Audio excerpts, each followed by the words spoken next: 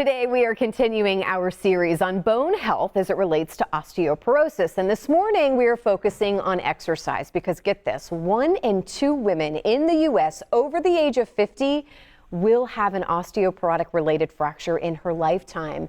And one way to decrease this risk is through regular exercise like yoga and weight training. Today I'm joined by yoga instructor Amy Andersen. Good morning. Good morning. We're going to do some demos here in just a moment, but let's start here again with osteoporosis and what it is. Osteoporosis is a bone disease, and it occurs when the body either loses too much bone or doesn't make enough bone. And then consequently, the bones get more fragile. So should you fall, you risk a fracture. And in severe cases, even a sneeze can cause a fracture. Oh my goodness. Well, and like this is another statistic. In the Tampa Bay area alone, every day, approximately 44 osteoporosis related fractures occur in women aged 65 years and older. I mean, I had no idea that it was that prevalent. It is prevalent. In fact, should that woman fracture, she has a 5 times greater chance of refracturing within a year.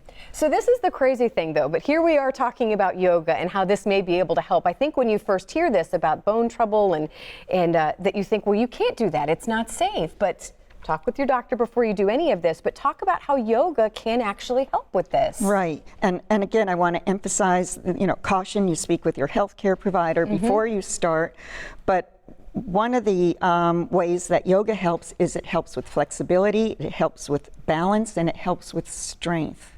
So yoga and some of the moves that I've seen, obviously I think people are going to know, okay, I'm not going to be able to do every single move. No. Some of them are pretty complicated and Right. impressive. But you say at a beginner level, it's pretty good for women. There are some precautions, and it's always good to, even if you're a brand new person, you're starting maybe one-to-one with an instructor who can tell you what to do, but we don't want people to bend over rounding the back. That can hurt the spine, break up the spine. We also don't do extreme exercises like extreme back bends or extreme twists. Okay. I like to say no rotation without a firm foundation. So do you recommend too, like maybe if someone is going to start a yoga class, that they let their instructor know, like, hey, I may be at risk for osteoporosis, or I'm at this certain of age. I know women after, menopause is a big kind of... Definitely. Always when you have an injury, you let the instructor know. Okay. You first have talked with your healthcare provider before even starting an exercise program. Okay. But that's wonderful advice. Yeah.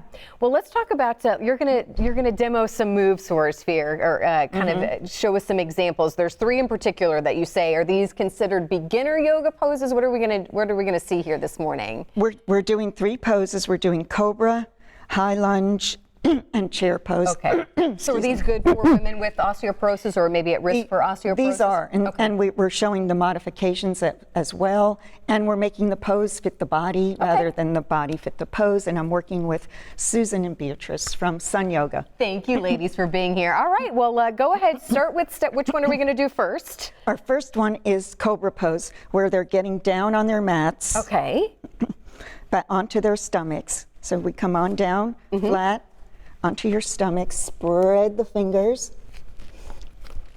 Everybody's down. Hands are right under the shoulders, spreading the fingers. And then you're going to keep your elbows back towards the body and slowly push the upper chest with an inhale, breathing in. And then you can exhale, staying up or stay down.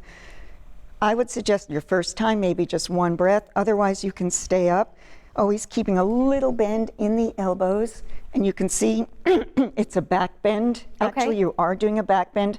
Their thighs are on the ground, and their feet are pressed in. And that's Cobra. And again, I know how breath is so important. You hear that a lot, I think, with yoga too. And it's kind yoga of just is about the breath. Yoga is about the breath. If you're not breathing, you're not doing yoga. Okay, all right. Well, we're ready for move number 2. Move number 2, and they're stretching to come up, is high crescent or crescent lunge. And there's several ways, of course, to come into it. The idea is that you're going to practice with balance, and you'll see it's strengthening. Okay. The right foot will be front, the left foot will be back. I like to start in a warrior 1 pose, hips face front, heel to heel, or if that makes you feel insecure, you can widen your stance. You can also hold onto a wall.